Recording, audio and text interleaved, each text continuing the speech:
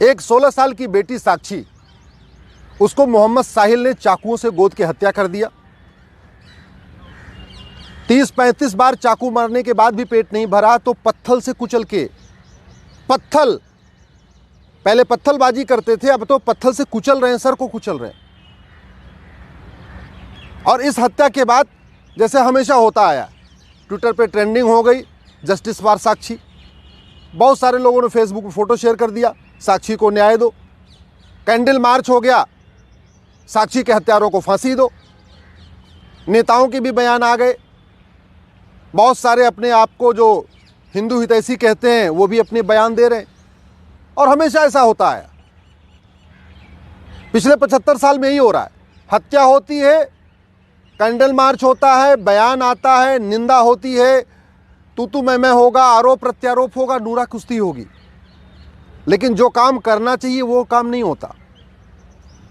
मैं ये पूछ रहा हूं, चीन में किसी साक्षी की हत्या क्यों नहीं होती? सिंगापुर में कोई साहिल मोहम्मद आके किसी साक्षी को क्यों नहीं मार देता? कोरिया में किसी मोहम्मद साहिल की इतनी हिम्मत क्यों नहीं पड़ती कि वहां की किसी साक्षी को मार दे? ये भारत में ही मोहम्मद साहिल साक्षी को क्यों मारता है? जानते हैं क्यों? क्योंकि हमारा कानून घटिया है, हमारी शिक्षा व्यवस्था घटिया है। जब तक यह अल्पसंख्यक बहुसंख्यक का खेल खत्म नहीं होगा तब तक मोहम्मद साहिल साक्षी को मारता रहेगा। जब तक इस देश में ये मदरसा मिशनरी स्कूल बंद नहीं होंगे और समान शिक्षा लागू नहीं होगी तब तक मोहम्मद साहिल साक्षी को मारता रहेगा।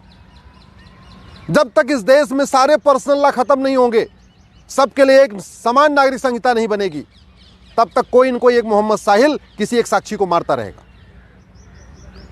जब तक इस देश में कठोर कानून नहीं होगा, 1 घंटे के अंदर एफआईआर हो, 1 महीने के अंदर जांच पूरी हो और 1 साल के अंदर फांसी पे लटका दिया जाए दरिंदों को, जब तक ये कानून नहीं बनेगा, पुलिस चार्टर, जुडिशियल चार्टर नहीं लागू होगा, तब तक रोज एक मोहम्मद साहिल किसी एक साक्षी को मारता रहेगा।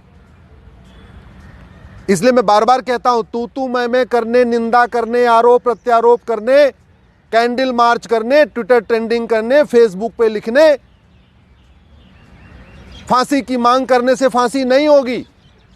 फांसी देने के लिए तो कानून बनाना पड़ेगा, नार्को पॉलीग्राफ ब्रेन मैपिंग कानून बनाना पड़ेगा।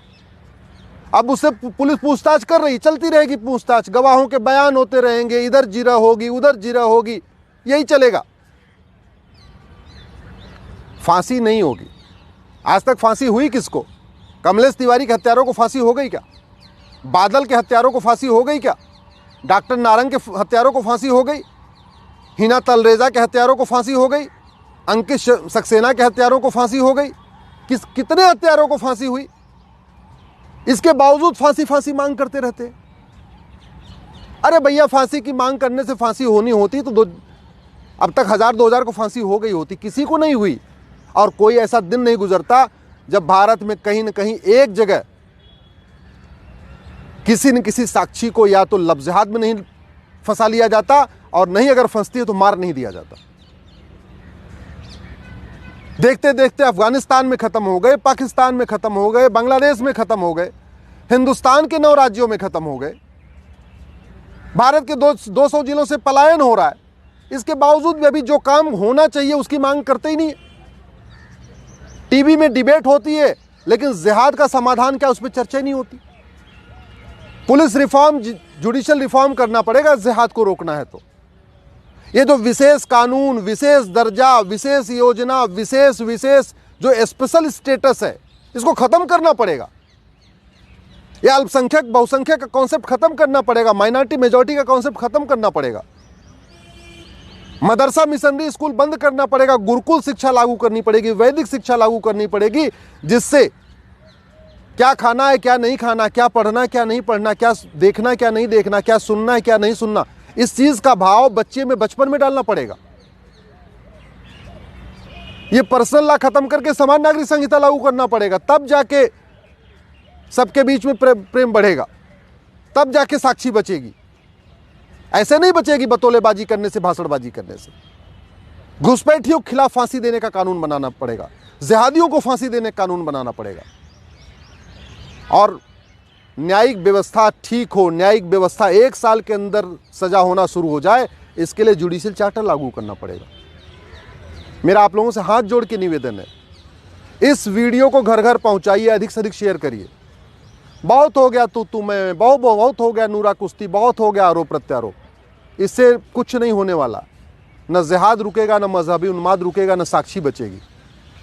देश को बचाना है, सनातन संस्कृति को बचाना है तो कानून बनाना पड़ेगा। Police reform, judicial reform, election reform करना पड़ेगा, एजुकेशन रिफॉर्म करना पड़ेगा। इसलिए मेरा आपसे निवेदन है, इस वीडियो को अधिक से अधिक लोगों तक पहुंचाइए। अपने सांसदों को टैग करके ट्वीट करिए, अपने क्षेत्र के विधायकों तक पहुंचाइए, अपने सारे व्हाट्सएप ग्रुप में फैलाइए। लोगों को पता चलना चाहिए कि समाधान कानून बदलना ही है। कानून बदलने से समाधान होगा, अच्छी अच्छी बातें करने से नहीं।